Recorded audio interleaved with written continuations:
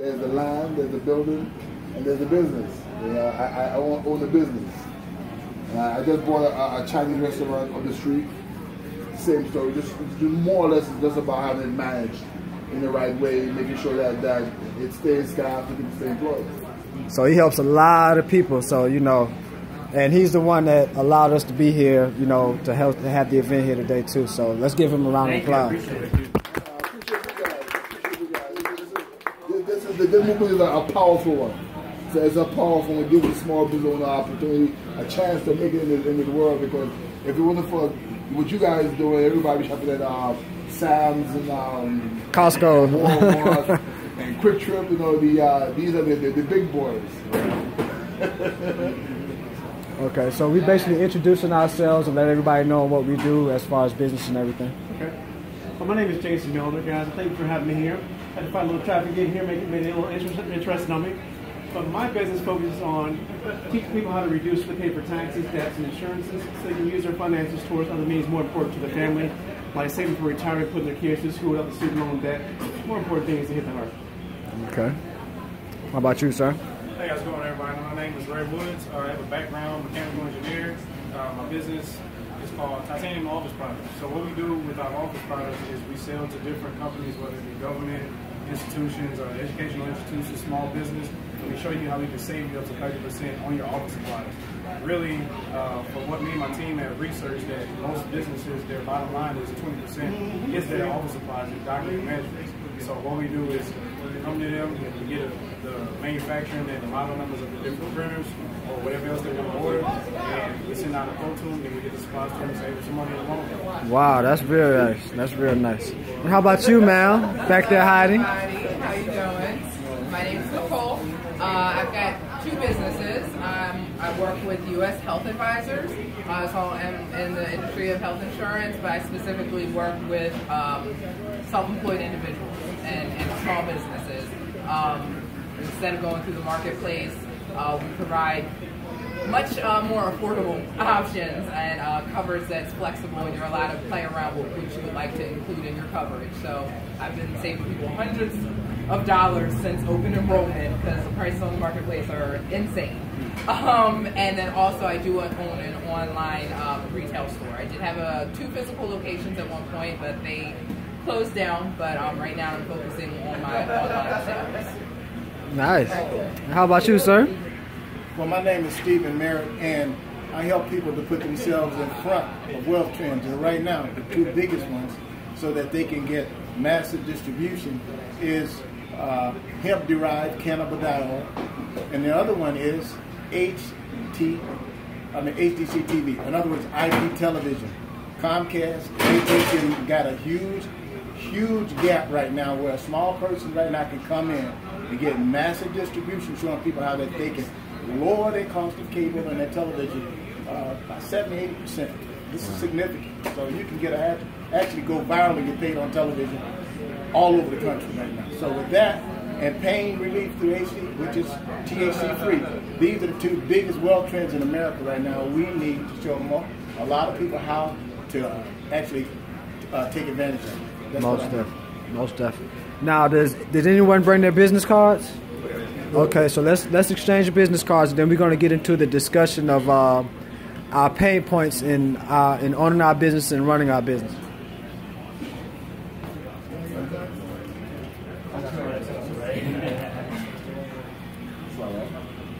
So yeah, this is my card. I do the marketing and sales.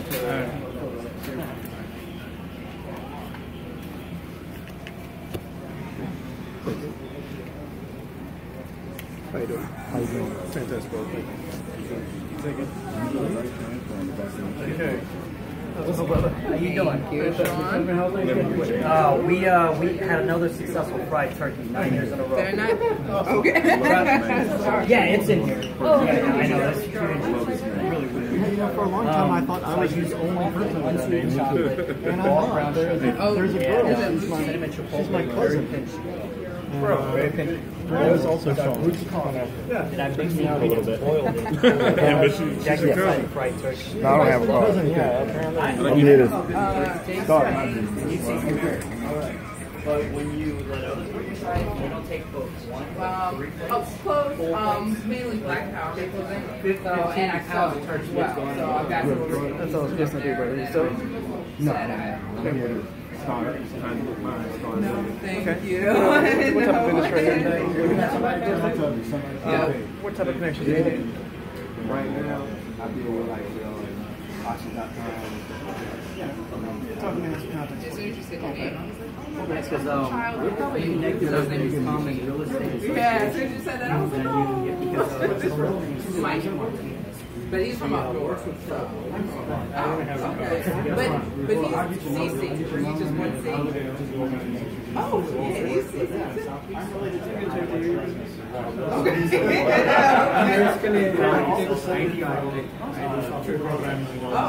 Really? That's pretty cool. I work in retail. My focus is basically on building mobile apps for retail customers who use certain suits. There are IBM Websphere Commerce suit and ATG suit. These are used by the companies, small and medium companies, to run their e-commerce shop. I'm from Springfield. Target used to do it. Home Depot still doing it. Yeah, where? Okay, let's get back to the discussion, and then we'll have time to mingle after the discussion. Nobody knows What they're doing. suburbs of Philly. I don't have an actual. I'm like Springfield. I have the product in the final stage. Let's get back to the discussion, and then we'll have a chance to mingle after the discussion. We're gonna get back to the discussion, then we're gonna have a chance to mingle after the discussion. So the next part is our discussion of our pain points in business.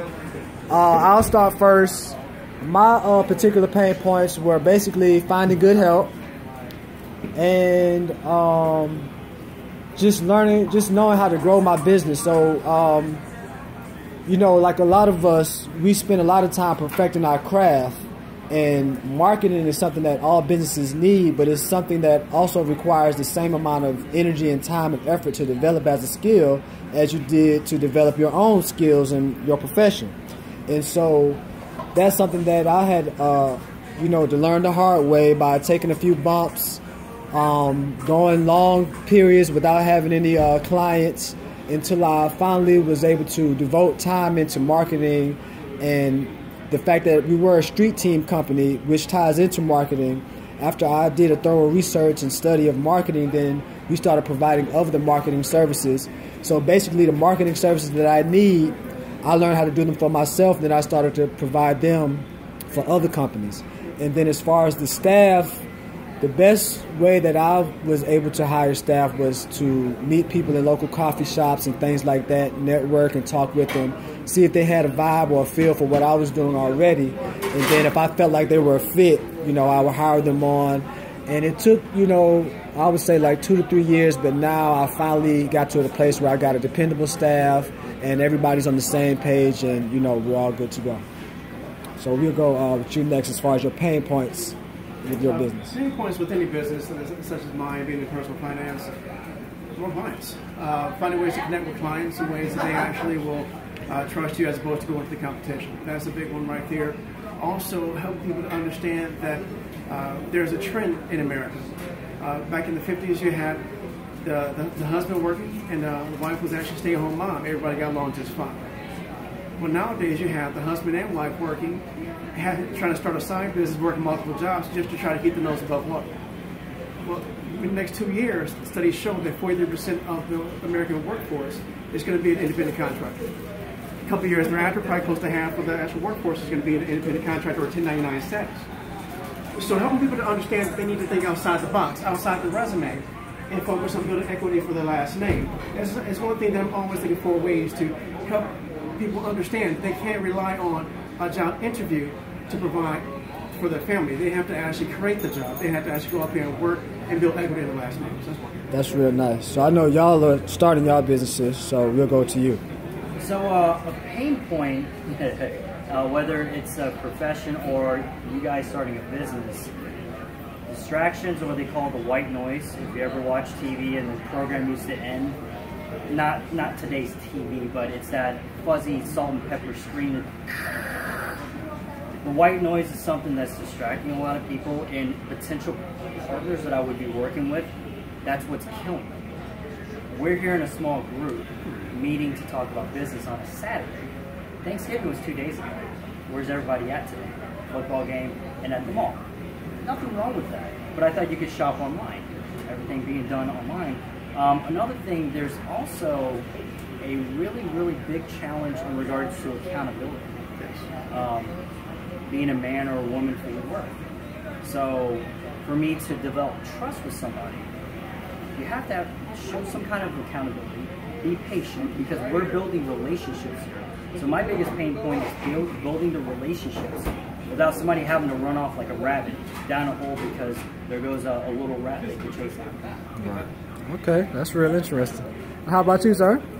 I would say our biggest pain points, of course our company is sold, so we don't have any pain points anymore. Which is nice, but I think our biggest pain points were labor costs, especially healthcare benefits and things like that, HR issues and that kind of stuff, and supply chain. We had a lot of, that was a constant issue, getting things where they needed to be delivered intact, on time, and all that was major. Okay, okay. How about you, sis? For the health insurance part,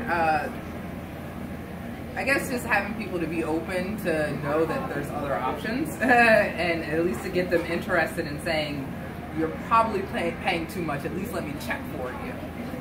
For the retail, like I said, I had 2 locations, they had to close, so unfortunately, obviously, something wasn't working, and it's just getting customers. Here in Atlanta, there's so many young entrepreneurs, so it's just a lot of competition, especially the type of clothing that I was trying to sell and the markets that I was in, where I was at. It was concentrated. I was up in little 5 points. It's just a lot of competition. So being able to build my customer base, unfortunatally, wasn't successful for me to keep a physical location. Gotcha. And how about you, big bro? People taking time to learn what they don't know, because the more we find out, the more we learn we don't know, right? So I think that's been a pain as far as creating the urgency and learning. Before I do anything with anybody I work with, I educate. And I educate based on getting educated from them. What's important to you? What do you want? Why are you in business? What are we trying to achieve? What do you really want to do with your profit? When do you want to close up shop? When do you want to sell? How do you want to do it? And based on what they tell me, or what you would tell me, that's what I learned. Okay, well, are you aware of this? 84% of female business owners contributing to their retirement plans or contributing to their savings to retire or shut down business. 84% of women in America who are doing that are running out of money within 5 to 15 years after they close their business. And now they're in a situation where they have to work again. Wow. How do we fix that? How did that happen? Sometimes it's overfunding the savings. Overfunding? Yes. Because if you overfund the savings, they decrease your tax margin. Wow. So now you only increase your tax margin. You're not getting all of your money. At best, you're getting a lot of it, but not even most. You might be underfunded. I'm not underfunded. I thought I put it everywhere I was supposed to. We've done what we've traditionally been taught to do with our money. Oh yeah, you put it in CDs, you put it in well, is that good for you? Is that good for you and your situation and what you're trying to achieve? And we don't know that until we talk. But sometimes we have to create that. It's been hard creating that sense of urgency that, hey, before we do anything else, you just need to talk. That's it. Okay, that's deep. How about you, bro? So, a pain point, I would say, not just for me, but I think from what I've seen with a lot of different businesses, is social media. So, it's hard for a lot of the older generation to be familiar with the technology era that we're in nowadays. I would say I'm kind of in between. I was born in '90. So, and it was a struggle for me at one point, but after some years of really learning, like you said, being able to be open and learn how to utilize social media, it helps other businesses actually get out there. You have the dumbest videos going viral in 2 seconds. So if that can happen, then your business can go viral in a very fast time period. Now, of course, that'll take time, but there are ways around that. So I'll give you a quick example. I have an online business also, and it's geared more towards affiliate marketing. And I've done some split tests with Google ads, with Facebook ads, things like that. And I've been able to rank in Google for either the video that I made within a week. So if you type in a phrase on Google right now, you can see my image on Google. And most of the time, people who actually build their business or want to put it on social media, they can't rank that fast. Or you see the little website on the top and it has an ad next to it. Well, you don't have to say ad. Everything that I've done as far as different split tests are organic. So I would say social media would be the biggest pain point there, understanding that. Okay. And how about you, big brother? Well, I relocated from Chicago, where I have a huge business, when I came to Atlanta because my daughter was sick. And when I came down to Atlanta, the network that I have here didn't exist. And the hardest thing that I find is trying to get people to understand the runway principle. Starting a business, everybody wants to do it, and everybody wants to leave a legacy income. But a lot of people don't understand what it takes to get an airplane off the ground. So if you go out there, you go look at Delta, you look at any of them, to get any business off the ground, you got to understand what it takes to redline those engines. You can have money, you can have all that, but if that lead hen don't have that driver running down that runway, it's not going to lift up. You can blow a lot of money in real estate, you can blow it in any business, but you got to have somebody coming down, redlining that. And so if a person understands, I can take $500 and show you how to build a huge business, but I can't teach you hustle, and I can't teach you people skills. Those are two things that you got to have, and the rest of it can happen. No university teach hustle, and no university teach people. So that's what I'm looking for. But the rest of it, we can run after that. Okay, now that's nice. University don't teach nothing. Give you a big bill. So now we're going to speak towards solutions. Now, marketing was a big pain point. So with marketing, what most people don't understand is that it's a multi-tiered thing. And it's based on where you already at and where you already successful at. So the grassroots marketing is obviously street team. You know, you go out there, you pass your flyers out, you get in front of the people. But even with street team, you have to identify your demographic and target an event or an area where you feel that your ideal demographic would be. And then even after that, once they get the flyer, the next move is going to go online. So if your social media and your online presence isn't up to par, then really the street team campaign is going to stop once they go online and they don't like what they see. And so when it comes to online, most people trust the business more when they have a professional website with their own domain name. And then a strong social media following is another great tool where potential clients see and they feel comfortable doing business with them because they see that you have a large following. And now the following could be paid for. So another thing that people look for are online reviews. So when you're in business, it's necessary to get people to leave you strong reviews online because that takes the guesswork out of a potential client doing business with you. And then the other thing is you have to collect client contact information. And create what's called a database, email and cell phone numbers. Mobile marketing, where you send out text to your clients, is the #1 tool for marketing today because people always have their phones near. It's the first thing they see when they wake up, the last thing they see before they go to sleep, and text messages are always answered on average within 3 minutes. But the text mobile marketing is expensive, and you have to get people to opt into it. And so it's sort of like you having an app for them to download. If the people aren't really using your business to where they just want to get the app to make it convenient for you, or they want to get the text to make it convenient for them, then they're not really going to opt in. But the email blast is a whole lot cheaper, and it's more effective in the long run because with the email blast, the fact that it's not as expensive, you can do things like send people emails on their birthday. You can also see who opens the emails, what they clicked on within the email.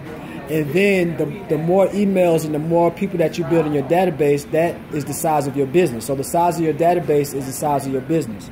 And so in marketing on social media, you have to identify what each different social media platform is used for. So Facebook is primarily friends and family. Instagram is the #1 social media for business right now. Pinterest is mostly women, Snapchat millennials, and Twitter is for professionals and people that like to network and give information about their industry, and also deal with other industry leaders to get information about their industry. And so the Facebook ads, however, have overtaken Google ads. So Google ads were the #1 ad platform, but now Facebook has taken that over because they have a lot of different options that allow you to narrow down your demographic and target more specifically. And then they also have over 6 billion users, you know, versus Google is just the primary search engine, but Facebook already has detailed information about their users based on what the users upload in their profile online. So in doing your marketing with the social media, people, you have advertising, you have marketing. So advertising is just, you know, showing your business over and over again until people get tired of it.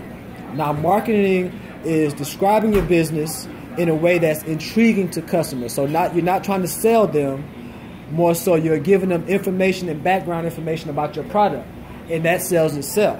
So, you know, instead of me saying, hey, this jacket is, you know, $250, I can say this jacket is made from a nice quality that's been imported, nice quality fabric that's been imported from overseas, it's been hand tailored. So saying that and giving the description is selling the jacket without, you know, having to say the price in the name brand. So that's what you want to do when you're online. You want to, you know, describe your product, let people know the benefits and the solutions that your products offer, so that way they feel as if you're helping them out and not trying to sell to them. And the other thing on social media that people like to see is background, you know, work. They want to see that you're a person too. They want to see that you're approachable, that you go through similar things that they go through, so that they can identify, you know, with you, and then therefore they identify with your brand. So that's why it's important to always tell your personal story on social media and in your marketing, because that's the only thing that's going to separate you from the quote-unquote competition. Because no one is you, and the things that you went through in your story, there may be people that can identify with that, you know, for example, if you overcame breast cancer, or if you had a business partner that passed or something like that, it could be anything. You know, you may not think it's very impactful and important to marketing, but someone else can identify with that and say, wow, you know, I went through the same thing, this resounds with me, and now you have a person that is a brand ambassador without you having to pay for them, because they like what your brand stands for and what your brand represents. And the last thing is just have a clear message about your brand, your purpose, what you do. And another key point in marketing is to align yourself with a charitable cause. So again, the people that are for the charitable cause may not have never known about your business, but once you identify with a cause that they're familiar with and they're passionate about, now you have a brand ambassador as well. And then so we're gonna, anyone else has any solutions based on the pain points that we hear, we want y'all to share your information as well. Just one thing that I've learned with social media, there's two guys that I follow and I've actually purchased some of their courses from. I'm pretty sure you guys probably heard of Tai Lopez. Have anybody heard of Tai Lopez? Most definitely. He's a good person. And then Grant Cardone. So Grant Cardone, because he's somewhat old school when it comes to marketing and getting his business out there to other people. And then Tai Lopez is new school. So having the best of both of those two guys could help the business get out there. Grant is the type of person who's like the cold caller, the old school, remember the phones, and is kind of getting into social media. And then Tai Lopez is like social media everything. So those are two guys that I would recommend looking up and maybe get some of their programs that help as far as social media. Anyone else have any more solutions? I'm sure you got plenty of solutions. You sold your business. I have no solutions for any of this. I have no answers for this. Actually, I have something about social media that I can share some experience, I guess, as far as some of that goes. I think that originally our company was handling social media as though it was just another advertising platform, and that was kind of working for us. It wasn't working spectacular, and then we had a guy come in and he suggested that his thing was, you know, think of it as being at a party and you're trying to sell something. You don't want to be the guy that's walking around the party going, hey, you want to buy this? Do you want to buy this? Do you want to buy this? Do you want to buy this? He said, you know, just keep it light and do things on there that don't have anything to do with marketing sometimes. So we started just posting videos and other kinds of stuff on different formats. And then when we'd post an ad, we got a lot more traction from the ad because I think people were paying more attention to the videos, and then the ad was kind of surprising. I think if they're getting hit with the ad over and over and over, they tend to just zone out or, you know, seen that, done that. And so that was interesting. And the idea of, you know, being a person at a party sort of surprised me. I'm old school, so I was very skeptical about social media. But I admit that I was wrong. We got a lot of sales from social media, a lot more than what I expected. But there's something I'm not hearing, and that's SEO. Yeah, SEO. Search engine optimization. I think that's huge for us. We spent a fortune on that, and every penny was worth it. Sometimes our searches would come up above manufacturers. That was huge. I think we got more business from that than anything else. Okay. Just being first in the search. If you're not on that first page in the search, you don't exist, basically. Right. So, yeah. Okay. Now, I'm sure you got some solutions. With social media, just think of that as a totally different profession in itself. Because you guys are skilled in what you guys do currently. When social media came into the picture, it's a totally new thing that you have to learn. There's a book that's out there by the old wise Gary Vaynerchuk. Wrote the book called Jab, Jab, Jab, Right Hook. This is actually key in regards to real estate, for anything in finance, anything. We all have good information to share. The problem is, where's the trust that should have been built? Because trust is like a bridge that crosses two gaps, a big gap. Right. So think of it as if you're a boxer. If I was to immediately throw a right hook and you were Floyd Mayweather, you're going to laugh and lick your chops like I'm going to knock you out, sucker, in about 5 seconds. Because that tells him that I'm not good, that I'm going for the knockout punch because I'm not being patient. Jabs are something that we can relate about being foodies. We can relate about Thanksgiving. We could talk about where did I get the hairstyle that I lack. So I try to focus on building that side of the spectrum, if you want to call it, in relationships, is to post an article or give somebody a shout out. Oh, I'm sorry, it's not about you. It's posting, so because once you post, it's there forever. So post something good about somebody. Post something good about an industry that you're learning. Post a poll. I need help in finance. Can somebody help? That may not be your intent, but your intent is to earn enough trust so that can you bridge the gap together? And then you can immediately throw the right hook. If you miss, go back to the drawing board, jab, jab, jab, jab, jab, jab, jab, jab, jab, sing the whole song and throw the right hook. You knock them out, you get them. And so I've realized that in relationship building, not just in social media, social network. What are we doing? We are networking socially. It's not a glorified word. There's other things that can be so glorified. So you're networking. The whole point is you're not trying to offer your services right now. Because I don't give a crap what you're offering, if it's good or not. Because I can go find somebody shady down the street who can offer for cheap because I know the person. That's the only difference. Business with people you know, like, and trust. Social media, in the real world, doesn't matter. Great point. To kind of go off of what he said about relationship building and jab part, very true. And I can't quote where this came from, but it's been proven that it takes about 27 to 35 touches to prompt people to take an action. Whether that action be, I don't want to fool you, or hey, I'll talk to you. But a missed call is a touch. A call and hey, maybe next week is a touch. And even a reschedule is a touch. And if those things aren't going well, like you said, the post about nothing to do with your services is a touch. A post about your services but not soliciting your services, that's a touch. And over time, those touches help build at least some form of relationship, and it softens that space in between. So very, very, very true. That's so okay.